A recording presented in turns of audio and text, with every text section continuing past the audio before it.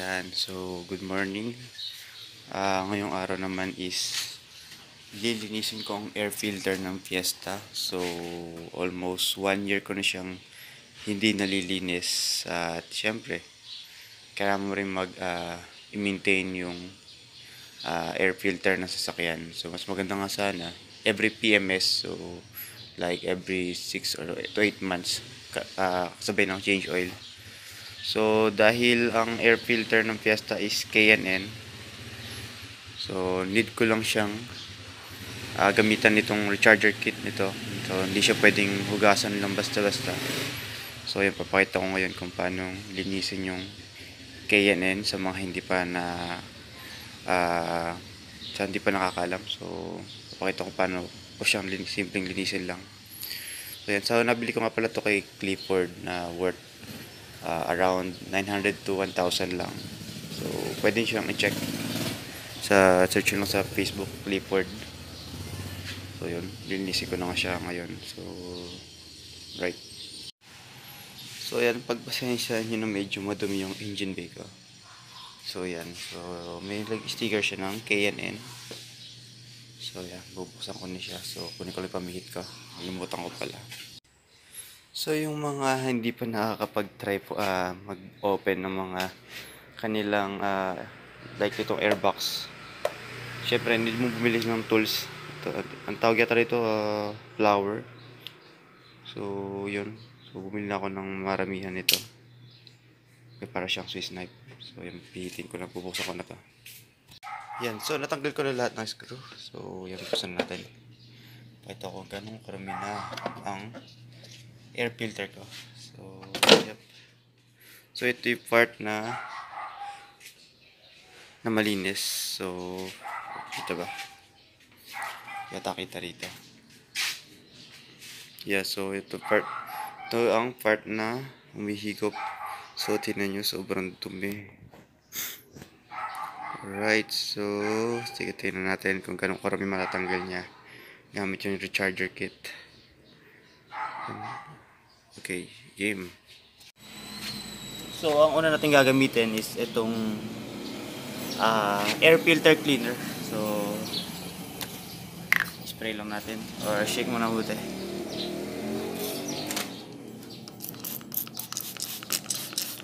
Yan, so spray lang buti. Alam ko parang degreaser lang to eh. Yan. Yung kabila rin. Ito yung pinakamaruming part.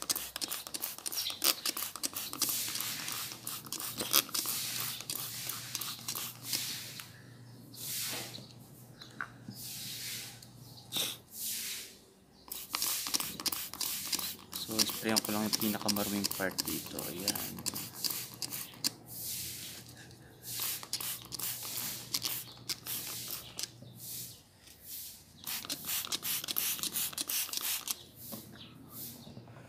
So yan, siguro good set.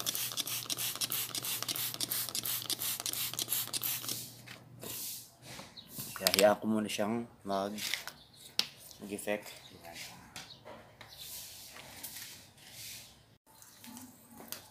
Yan, so i-rinse ko na siya ngayon. Nakikita nyo sobrang dumi. Ayan, tumutulo.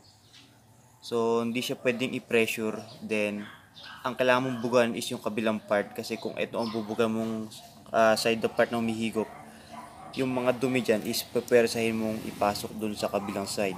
So baka ma-stuck siya. So ang pag-spray ng tubig is dito sa part na to, para malaglag lang yung mga dumi. So okay. So piliin nyo wag masyadong malakas yung pressure.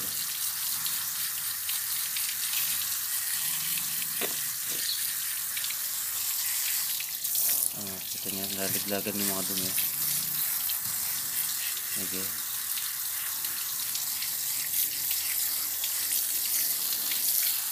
Kung pansin naman na, ayan, parang lumilinis na. Check mo yung kabila. Ayan, may konti. So sprayan pa ng konti. Sige.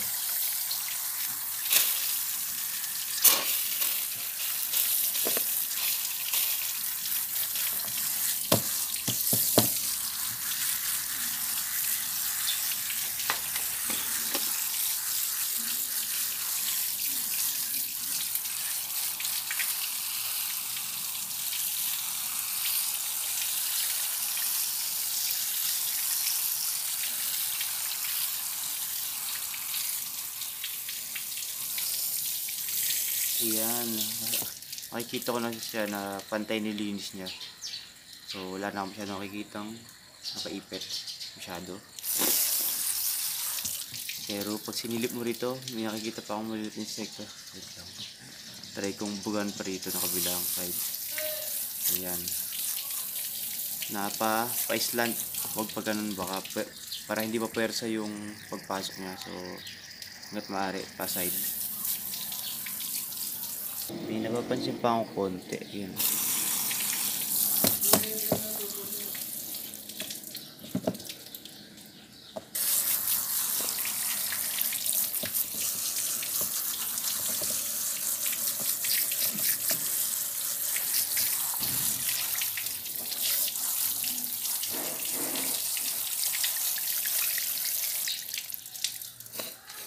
Yan, double check mabuti bago patuyuin.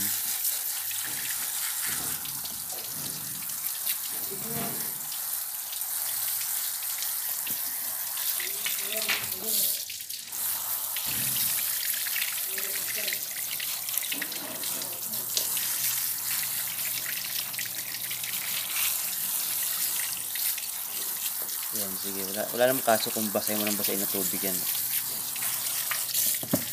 Yan.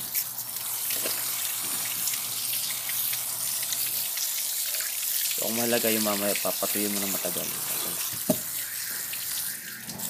Ay, mga goods na. So, gagawin ko lang is papatuyin ko lang matagal sa araw. Alright. So, yan. Tak-tak nyo lang ng konti para mabilis mawala yung tubig. Or kung may blower ng konti. Blower nyo mabuti.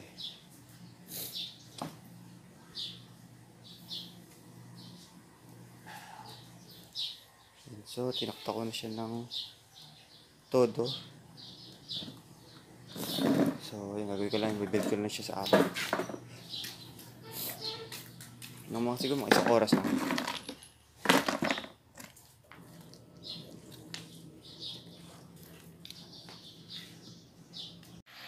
So, ayun. So, after 1 hour na mahigit ko siya ibinilad sa araw. So, feel ko na tuyong-tuyo na siya. Pero, para makasigurado, bubugan ko pa rin siya ng blower. So, gamit ito. Yan. Para makasigurado lang bago ko siya isprayan ng oil niya. Yan. Tsaka after sa oil niya, yan, salpa ko na siya sa airbox. Yan, kita niyo malinis naman na, no? Yan. Alright. Sprayan ko lang. Yan, so na double check ko na siya na wala na talaga siyang kahit anong moist sa loob. So, it's time now to spray itong oil filter oil.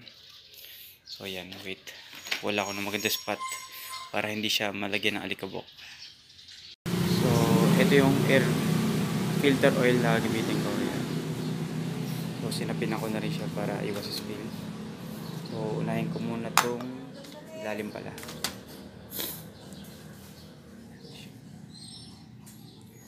So, 1 at a time lang para manipis lang yung coating.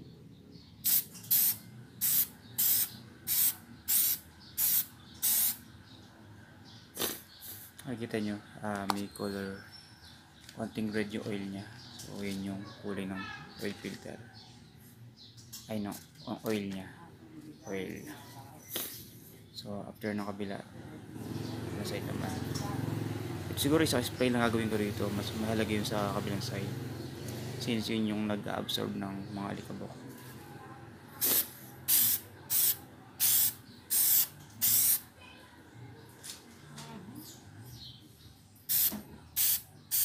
Yan.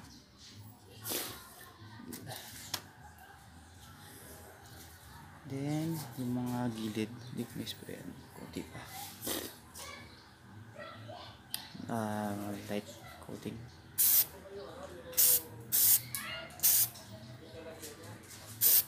Yan. Alright, so lilinisin ko lang yung mga gilid na sumobang spray. Then, Hayaan ko muna siyang i-absorb mabuti yung oil. Yan. So, after nun, papalik ko na siya sa kotse. Alright, tapos na tayo. So, after ilang minutes na mapa-absorb yung oil sa bawat filter niya, ayan. So, ayan, nakita nyo, medyo may color red na siya ng konti. So, pinalagyan na ng oil yung bawat part na yan. So, ikakabit ko na siya ulit sa airbox. So, right, game.